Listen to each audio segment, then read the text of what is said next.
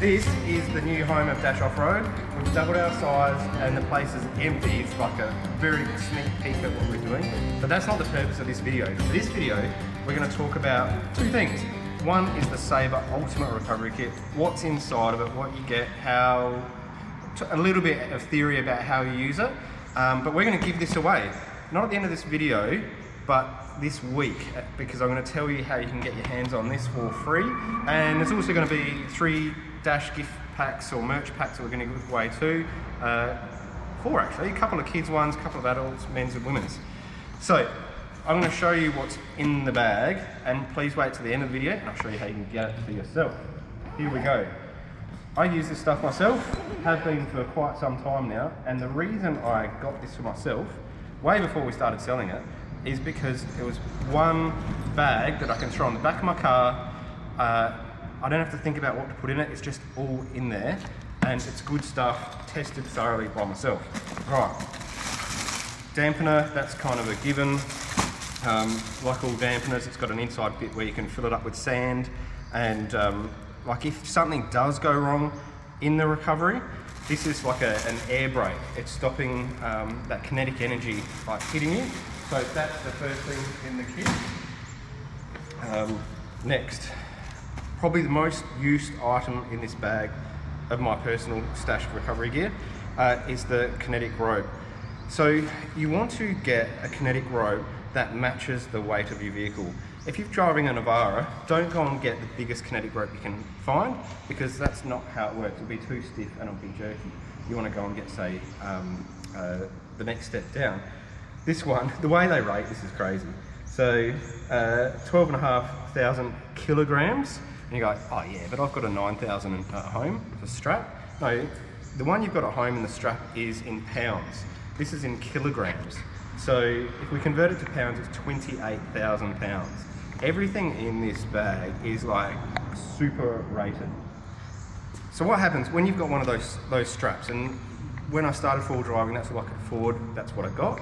And it worked fine, got me out. But when you get recovered, it's a real jerk. Like it feels like someone is smacking you in the back as you pull on this out.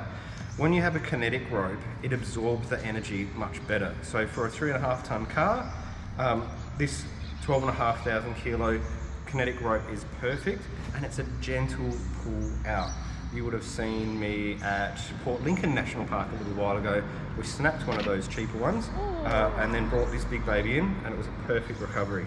Big fan of it. It's like if you've got a Land Cruiser, Patrol, Ram, Silverado, this is where you start. All right, next part we're going to get into how we're going to connect this to our car. So if you've got recovery points, you're going to need some soft shackles, and soft shackles aren't all made equally. In this kit, you get 2 of these. For a laugh, I'll give you the rating. 20,000 kilos, 44,000 pounds. It's ridiculous. So you get a couple of them and one of these, but they're quite different. You can see that.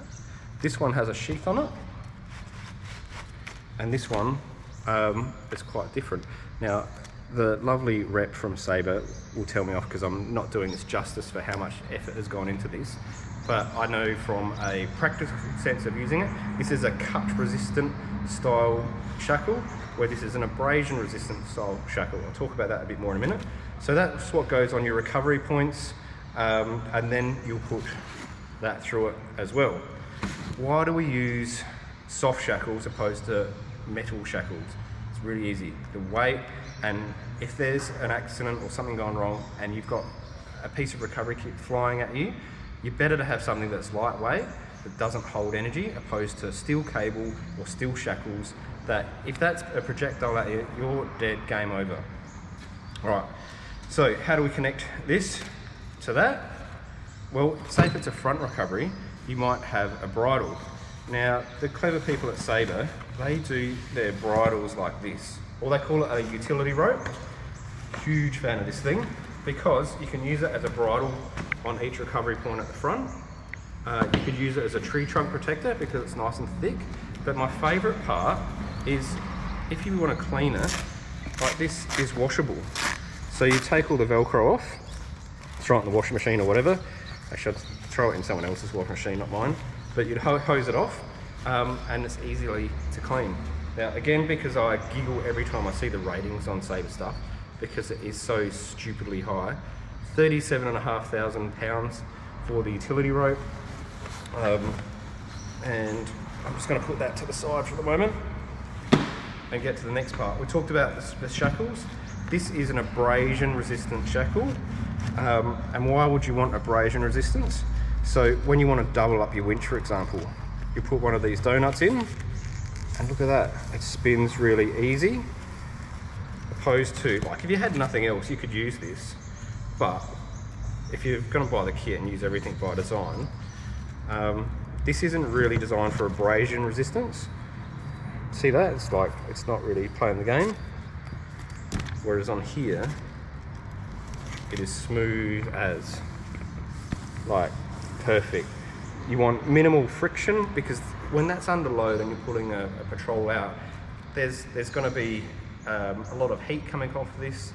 This is aluminium, lightweight, so it works as a great pulley, opposed to those metal ones that you get. So I wish I had like the radius here, I don't know it. And again, they're going to tell me off because I'm butchering the explanation of all this stuff. But that is a larger radius, and it's designed to be like this section in here. Some of them you'll see are quite square. This is designed for your winch rope, so that's the same sort of radius as your winch rope, so it's going to have its minimal resistance. It's cool. All right, you get little bags for everything, by the way, but that's not what we're here to talk about. Next part in this little kit, winch extension rope. You would be used to the normal sort of ones that you get, which are a flat strap at whatever size. This is another, I think it's like 24 meters or something. It's basically a winch rope rated to 21,000 pounds with a loop at either end. So you can get, if you need to recover and you don't want to get into that sandy, boggy situation on a beach, use the winch extension strap, then potentially use your snatch strap, and you can get yourself out of trouble. All right, big fan of all this. Next, there's heaps of stuff in here. This thing's interesting, actually. You might wonder, what the hell is this for? I was in Coffin Bay National Park a few years ago. There were some tourists there. That's back when people could actually travel. And there's some German tourists in a 79 series that they hired, a Troopy or something, and had no recovery points on it.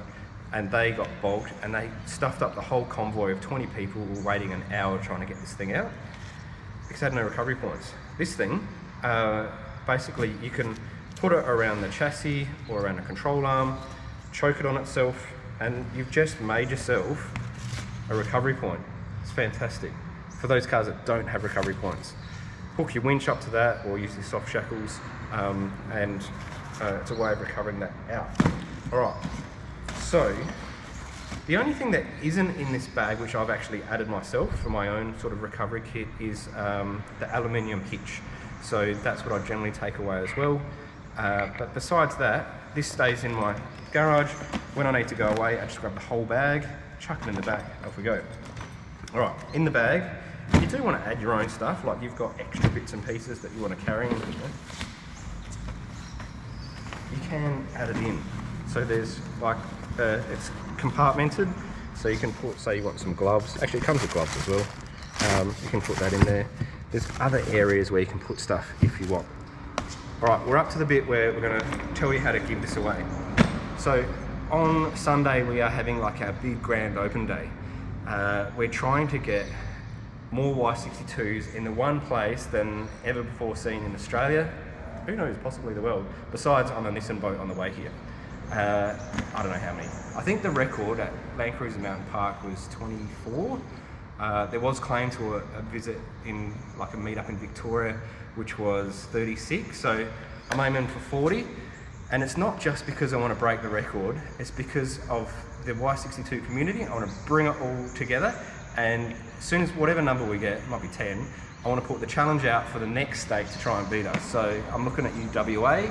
You've got a thriving community out there. Can you get more than 40 patrols in the one spot at the one time?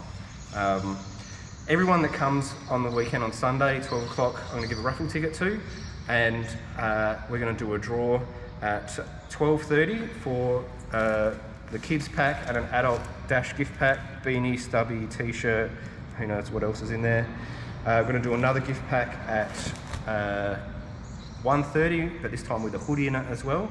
And for the people that are going to hang around till 2 o'clock, I'm going to give this away. I think it's about $1,000, and basically it's just lucky dip. You have to be here to do it. All right, that is your sneak preview. We'll come in and do another video on the weekend, but this one's over and out. I can't wait to see you on Sunday if you're in South Australia. Thanks for watching. Yeah. What have you done, George? I just drove up. Bloody hell, look at this. Like real slow. Now you're getting pulled out by a Prado.